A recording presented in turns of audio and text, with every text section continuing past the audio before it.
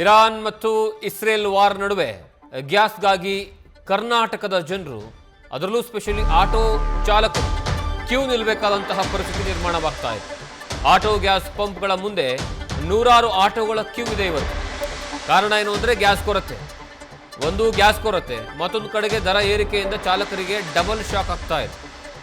ನೀವೀಗ ನೋಡುವಂತಹ ದೃಶ್ಯಾವಳಿಗಳು ಬೆಳಗಾವಿಯಲ್ಲಿರುವಂತಹ ಪಂಪ್ಗಳ ಮುಂದೆ ಕಿಲೋಮೀಟರ್ ಗಟ್ಟಲೆ ಕ್ಯೂ ನಿಂತಿರುವಂತಹ ಜನರು. ಕಳೆದ 2 ದಿವಸಗಳಿಂದ ಆಟೋಗಳಿಗೂ ಗ್ಯಾಸ್ ಕೊರತೆ ಉಂಟಾಗ್ತಾ ಇದೆ. ಗಂಟೆಗಳ ಕಾಲ ಕ್ಯೂ ನಿಂತರೂ ಸಹ ಗ್ಯಾಸ್ ಮಾತ್ರ ತುಂಬಿಸೋದಕ್ಕೆ ಆಗ್ತಾ ಇಲ್ಲ. 2-3 ಗಂಟೆಗಳ ಕಾಲ ನಿಂತ್ಕೊಂಡ್ರೆ ಆವಾಗ ಚಾಲಕರಿಗೆ ಗ್ಯಾಸ್ ಒಂದು ಬಾರಿ ತುಂಬಿಸ್ಕೊಳ್ಳೋದಕ್ಕೆ ಅವಕಾಶ ಸಿಗ್ತಾ ಇದೆ. ಇದು ಬೆಳಗಾವಿಯಲ್ಲಿರುವಂತಹ ಗೋ ಗ್ಯಾಸ್ ಪಂಪ್ ಏನಿದೆ, ಗ್ಯಾಸ್ ಪಂಪ್, ಆ ಒಂದು ಗ್ಯಾಸ್ ಪಂಪ್ ಮುಂಭಾಗದಲ್ಲಿ ಕಾಣಿಸ್ತಾ ಇರುವಂತಹ ದೃಶ್ಯಾವಳಿಗಳು. ವಾರ್ನಿಂದಾಗಿ ಬರೋಬ್ಬರಿ 80 ರೂಪಾಯಿ ಏರಿಕೆ ಆಗಿದೆ ಅಂತೆ ಗ್ಯಾಸ್ ರೇಟ್. ಮುಂಚೆ ಈ ವಾರ್ ಶುರು ಆಗೋಕ್ಕಿಂತ ಮುಂಚೆ ಕೇವಲ ಪ್ರತಿ ಲೀಟರ್ಗೆ 50 ರೂಪಾಯಿ ಮಾತ್ರ ಇತ್ತು, ಅಲ್ಲಿ 80 ರೂಪಾಯಿ ಆಗಿದೆ.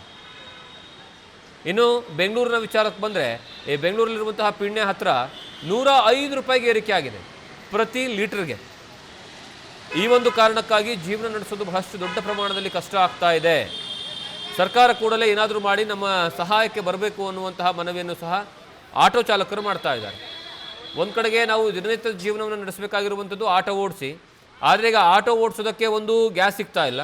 ಎರಡನೇದಾಗಿ ಆ ಗ್ಯಾಸ್ ಬೆಲೆ ತುಂಬ ಗಗನಕ್ಕೇರಿದೆ, 1 to double ಆಗಿದೆ ಅನ್ನುವಂತಹ ವಿಚಾರವನ್ನು ಅಲ್ಲಿರುವಂತಹ ಆಟೋ ಚಾಲಕರು ಹೇಳ್ತಾ ಇದ್ದಾರೆ.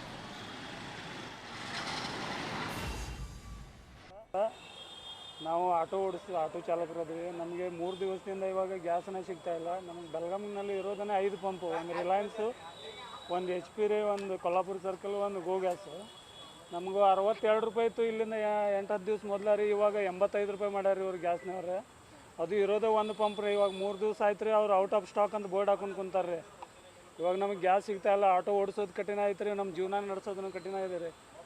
ಮಗ ಇಲ್ಲಿ ಜಿಲ್ಲಾಡಳಿತ ಐತಿ, ಎಲ್ಲ ಸ್ಟಾಕ್ ಇದೆ, ಯಾರೇನು ಆತಂಕಕ್ಕೆ ಪಡಕ್ಕೆ ಹೋಗ್ಬೇಡ್ರಿ, ಪೆಟ್ರೋಲು ಗ್ಯಾಸ್ ಎಲ್ಲ ಸ್ಟಾಕ್ ಇದೆ ಅಂತ ಹೇಳ್ತಾರೆ. ನಮ್ದು ಹೊಟ್ಟೆ ಯಾರು ನಡೆಸವ್ರಿ? ಇವಾಗ ನಾನು 1-1.5 ಗಂಟೆ ಆಯ್ತು ರೀ ನಂಬರ್ ಹಚ್ಚಿರಿ. ಅಲ್ಲಿ ಒಮ್ಮೆ ಹಾಕೊಳ್ಳಿಕ್ಕೆ ನಮ್ಮ ಕಡೆ ಅಷ್ಟೊಂದು ದುಡ್ಡು ಇರಂಗಿಲ್ಲ ರೀ. ನಾವು ಡೈಲಿ 300ರಿಂದ 400 ರೂಪಾಯಿ ಹಾಕ್ತೀವಿ ರೀ. ಇವರು ಇವಾಗ 600 ರೂಪಾಯಿದು ಹಾಕಿದ್ರು ಎಷ್ಟು 4 ಲೀಟ್ರ್ ಗ್ಯಾಸ್ ಬಂತು ರೀ. ರೇಟ್ ಭಾಳಷ್ಟು ಜಂಪ್ ಆಗಿತ್ತು ರೀ. 62 ಇತ್ತು ರೀ, ಇವಾಗ 85 ರೇಟ್ ಆಗಿದ್ರಿ. ಅದು ಸಿಗ್ತಾ ಇಲ್ರಿ. ಇವಾಗ 1.5 ಗಂಟೆ ಆಯ್ತು ರೀ ನಾನು ನಂಬರ್ ಹಚ್ಚಿರಿ. ಇವಾಗ ಗ್ಯಾಸ್ ಆಗೈತೆ ರೀ. ಇನ್ನೂ ಮುಂಜಾನೆಯಿಂದ ಊಟ ಇಲ್ಲ, ನಾಷ್ಟ ಇಲ್ಲ ರೀ.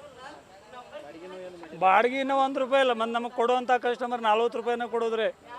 ಯಾರು ಹೆಚ್ಚಿಗೆ ಕೊಡೋಂಗಿಲ್ಲ. ನಿಮ್ಮ ದುಡ್ಡು ಗ್ಯಾಸ್ ಹೆಚ್ಚಾಗಿದೆ, ನಾವೇನು ಮಾಡೋದಪ್ಪ, ನಮ್ಮ ಕಡೆ ದುಡ್ಡು ಇಲ್ಲ, ನಾವು ದುಡ್ಡು ಇಷ್ಟೇ ಕೊಡೋ, ಬರೋರು ಇದ್ರೆ ಬರ್ರಿ, ಇಲ್ಲ ಬಿಡ್ರಿ. ನನ್ನ ನಂಬರ್ ಇವಾಗ ನೋಡ್ರಿ 1 ಗಂಟೆಯಿಂದ 1.5 ಗಂಟೆ ಆಯ್ತು ನಾವು ನಂಬರ್ ಹಚ್ಚಿರಿ. ಇವಾಗ ಇದ್ರಲ್ಲೇ ಡೈಲಿ ದಿವಸನ ಹೋಗಿರ್ತೈತ್ರಿ. ನಾವು ಇನ್ನೊಂದು 4 ಬಾಡಿಗೆ ಮಾಡೋದ್ರ ಹೋಗೋ ಟೈಮನ್ನ ಹೋಗಿರ್ತೈತ್ರಿ. ಇಲ್ಲೂ ಸಿಗ್ಲಿಲ್ಲ ಅಂದ್ರೆ ಮನೆಗೂ ಹೋಗ್ಬೇಕ್ರಿ. ಎಲ್ಲೇನಾದರೂ ಆಟೋ ಸೈಡಿಗೆ ಪಾರ್ಕ್ ಮಾಡ್ಬೇಕ್ರಿ, ಹೋಗಿಬಿಡ್ಬೇಕ್ರಿ.